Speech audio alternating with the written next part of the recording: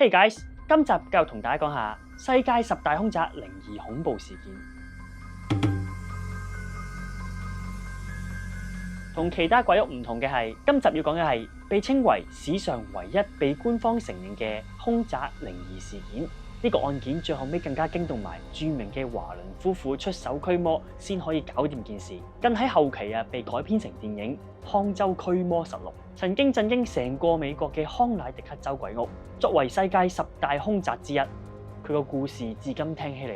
仍然超級毛管戙啊！事件發生喺1986年嘅美國康州 Snedeker 夫婦同佢4個仔女由紐約州嘅北部搬咗嚟呢度，因為佢嘅大仔 Philip 患咗呢個淋巴瘤癌，所以佢哋希望揾到一個可以比較近醫院嘅地方住。佢哋租咗呢度，然後搬咗入呢間空置咗好耐嘅樓下部分。對 Snedeker 夫婦嚟講，雖然佢哋搬屋嗰陣咧喺後院發現咗一個小墓地，但係整個搬屋過程咧似乎都好順利啦。因為啲小朋友幾乎都喺冇爭論之下揀咗佢哋個臥室，一家人亦都好順利咁將佢哋嘅物品搬咗入房，一切睇起嚟都好正常。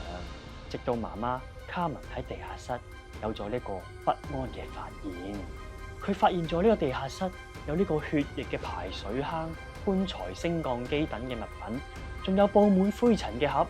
同舊家具之間都係死者嘅陪葬品。地下室仲有防腐設備同經營停屍間所需要嘅其他材料，包括手術刀啊、鈎啊、針頭啊、動物管啊、輪床啊。最得人驚嘅係，所有櫃桶都擺滿咗一啲怪誕奇異嘅屍體照片，仲有好多腳趾標籤同埋頭部標籤。於是卡文就聯繫咗呢個房地產公司問咩事啦。房地產公司表示，呢間屋喺1916年起，於1936年開始幾十年都係殯儀館啊。喺80年代嘅中期，呢個房地產公司就買咗呢間屋，將佢裝修成為樓上樓下嘅公寓咁出租。根據2009年有關呢一單案嘅紀錄片《康州鬧鬼事件》，卡文表示佢唔知道呢間屋曾經係殯儀館。因為卡文參觀呢間屋嗰陣咧，係入唔到去地下室嘅，因為嗰啲裝修工人咧就用啲材料去封住咗對門。雖然佢哋知道咗呢一個令人不安嘅事實，但係卡文嘅仔 Philip 同埋 Bradley 都堅持揀地下室嚟到做佢哋嘅臥室，因為作為屋企最大個仔，佢想要一啲私人嘅空間。而同樓上嗰啲細房比地下室真係闊落好多。據報道，Philip 同埋 Bradley 嘅床正係防腐室走廊下面嘅棺材展示室。好快，屋企嘅超自然現象由佢哋搬入嚟嗰晚就開始啦，而且都係針對住 Philip 發生嘅。卡文指出，佢嘅仔開始見到一個着住灰色西裝褲嘅男人，佢每日都會同 Philip 講嘢，有時仲會威脅佢，有時仲會嗌佢個名，哇！真係嚇都嚇死啊！瞓覺嗰陣只要 Philip 一眯埋隻眼佢就會見到一班着得好古怪嘅人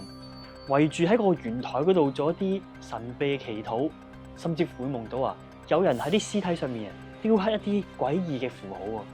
之後問題咧就越嚟越嚴重啦，即使係日頭佢都成日有幻覺，燒燶嘅面孔刻滿符號嘅屍體搞到佢成個人冇晒理智。呢件事發生咗之後咧，佢哋就將個大仔搬出咗地下室，但係隨之而嚟嘅係成家人都開始感到呢間屋有詭異嘅變化，例如間屋變到好凍啦，間房仲會成日有股惡臭啦。卡文感覺到有人成日拉佢頭髮，沖涼嗰陣仲會有人用毛巾揞住佢塊面，等佢唞唔到氣陰公，好彩佢屋企人救過佢。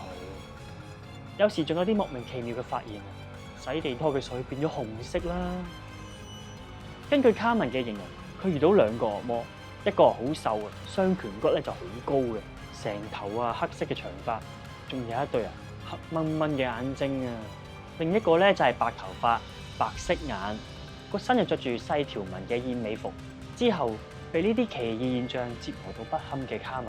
從一位同事嗰度知道咗當時喺 Amityville 紐約海洋大道112號兇宅事件入邊好出名嘅超自然現象調查專家華倫夫婦之後，就聯絡咗佢哋啦。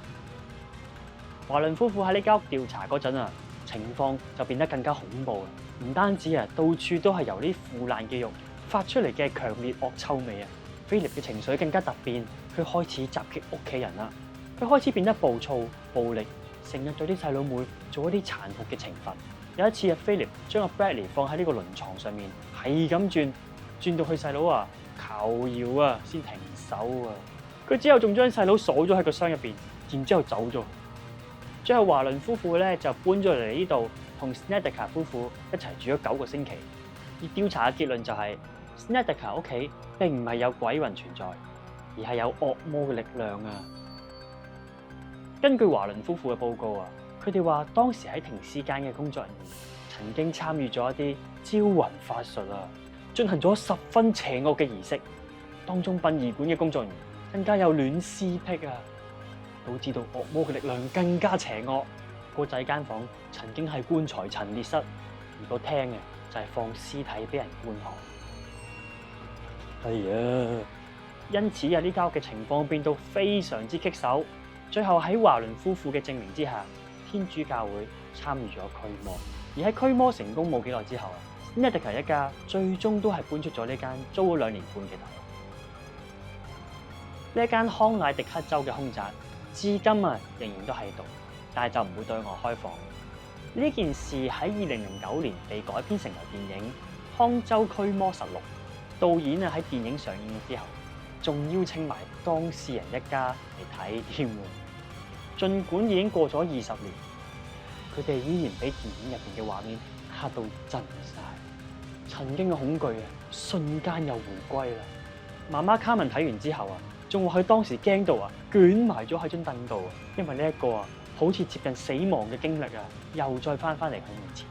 再次面對呢一場噩夢。佢原本係唔信有鬼㗎，但係當你發現啊，你屋企每條裂縫都感覺到佢哋嘅存在啊，你就會明白有啲嘢唔係努力就可以解決，唔係努力就可以趕得走。睇完今集嘅康州凶宅鬧鬼事件之後，你又有咩感受呢？如果你發現你新搬入去嘅大屋原來曾經係殯儀館，你又會點做呢？不過呢件事就話俾我哋知，屋企人團結嘅力量係好大，無論發生咩事，一家人齊心咁面對，就萬事都唔使驚啦。下一集我哋再講世界10大凶宅，下集見。